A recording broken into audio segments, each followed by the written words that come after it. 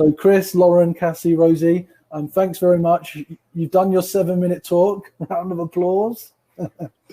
Now, so the first question was related to Lauren talking about a lot of tasks that salespeople end up doing that end up taking a lot of time. I just wondered, in your sales organization, what sales tasks do your salespeople moan about the most? Or what do they generally moan about in the organizations that you've come across? I mean, we talk to sales leaders often. So some of the things that we hear about most are really just meetings that that happen, and then after the meeting, you need to update notes in whatever CRM you're using, whether it's HubSpot or Pipedrive or Salesforce, and then underlying that is all of the other pick list, whatever you have in Salesforce, that particular opportunity objects, let's say, that you need to fill out in order to move the deal to the next stage. And I think those are important data points to collect. The challenge is that collecting them can be pretty difficult if you're not set up properly. Thank you for sharing. Any other points? I'd say prospecting. I mean, we've just bought SalesLoft, and it's sped things up massively. It's been really, really helpful. The reps, that's been 6 to 12 months of me hearing about how painful it is doing all that manually, and now SalesLoft has just fixed that. So that's gone down really well. That we've just bought Prolific account planning, and that also has taken a lot off their plates when it comes to kind of doing a lot of manual work. The thing I haven't quite pinned down yet is how I can get feedback back to the development team. Like, we're using Slack, but it's just quite meaty, and I need to figure out how we can remove some of the admin, because that's obviously really important for the developers to be hearing from customers directly, and that comes through the sales team. And that's the piece at the moment that I think they're struggling with the most, because I need to capture that information, but also it needs to get back to the developers in a structured way. So that's the bit I haven't quite mastered yet. I can't quite get my head around how we're going to do that successfully. So there's still a bit of admin involved there. Yeah, thank you for those tidbits. Anything else to add, Rosie or Chris? I think from my perspective, it's just kind of understanding what are they just complaining about. Speak up, Rosie. Sorry, you're going to have to get closer to that mic. That's okay, sorry. How's that? Yeah. Yeah, I think it's just really determining what is a legitimate complaint and when are they just complaining to complain.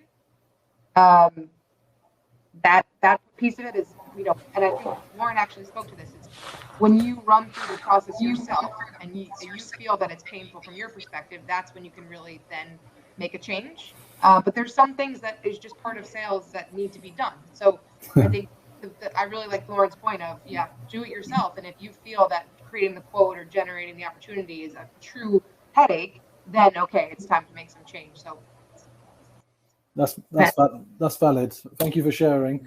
I wanted to ask around this mindset piece in your organizations. So both Rosie and everybody's touched on kind of the performance of their sales team, but both Rosie and Chris touched on mindset and the importance of maybe mindfulness. Has there anything that, particularly over the time of the pandemic, that you've introduced into your sales org, or you've seen work effectively from an approach that you've created opportunities for your salespeople to think about their well-being? Are you just giving them extra time?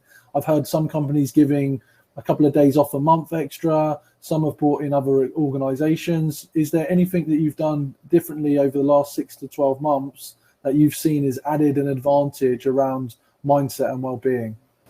Yeah, I think one thing that's worked well is just kind of blocking out the hours where they're not allowed to have internal Zoom meetings, because it can just be so consuming and draining to be on these calls 24/7. So saying with your seller, establish that time where you're not going to be on those calls, that you're going to have that time to yourself to actually work in the background on your initiatives on your strategy, and just making sure they really block it out and stay true to it. I love that idea. That's great. To commit people to have no internal Zoom meetings around certain windows. So simple to do, but requires a company-wide commitment. So that's great. Thanks for sharing. Lauren? Yeah, I've done the no meeting Wednesdays before too, and it was really a great thing. Hard to do, but a great thing. I mean, one thing, just back like on sort of on the automation topic, but on mindfulness, using automation to kind of help you with mindfulness is I can see a report at the end of the week that shows how many meetings my reps had externally and internally. So it tells me, like, am I inundating my reps with internal meetings? And, is there a way for me to sort of remove all this sort of internal meeting activity from my reps so that they can focus and get on with their day without having sort of the fatigue of always being online? I mean, the other thing we've done is actually had an outside someone like Chris come into your organization and just really share productivity tips, how to be mindful of yourself, and do things to, like, everything from eating well to sleeping well, and just reminders of all the things that you need to do to be productive during the day. And that, I think, has really helped people. And we had separate sessions for managers as well as everyone else in the organization. So I think that is a really great investment to make in your people. Awesome. Just to add, James, I had, not from my own personal perspective, but I had Dan Wardle on from Vidyard, who's CRO on the pod, and he was talking about asynchronous video has been something that has really helped them cut down on internal meetings, because they're now doing short videos beforehand summarizing what to expect from the meeting. That's either meaning the meeting doesn't need to go ahead at all, or it's at least giving people sometimes in that meeting, more of the reflectors, a chance to think about their ideas and ensure when they come to that meeting, it's not just wasted time and filled, it can be a lot shorter from it. That's great. And in my kind of day job now with Drift, we do exactly the same. It just means that not everybody is required outside of different time zones, especially internationally, to be on the same Zoom call. So that's actually a really good snippet. Thanks for sharing. Cassi, anything else to add? I mean, we do no meeting Fridays. It means that all of my emails come through on a Friday. I at least, like, everybody is in the same boat. So the whole sales function has no meeting Fridays, and that's freed up a lot of time. I mean, we go the extra mile for sort of mental health awareness week. I mean, a lot of the teams at the moment are doing photography workshops online, and we have stuff scheduled every single day for different initiatives, and I push them to do that. And I also push them to make sure they're taking time off. That's the thing that's really important.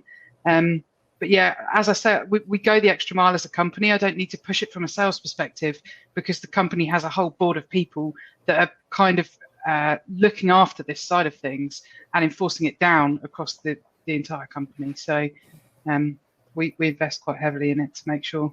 Great. Well, we're just coming up on time. As speakers, is there a question you want to pose to each other? Someone got a question for the peer set that we brought together? Let me know, and if not, don't be shy. Put me on the spot. Yeah, I put you on the spot. It's a bit unfair. Yeah.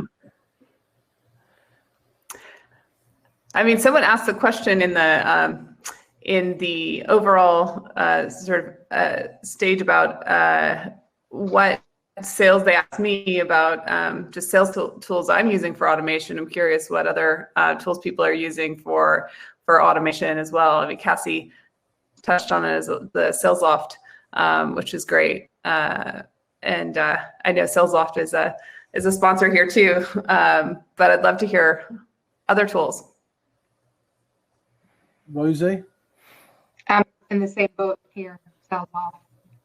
Oh, that wasn't, by the way, just a caveat, that wasn't planned. But that's... No, definitely. I mean, to be fair, I don't use SalesLoft, so I use Outreach, but there you go. There you go.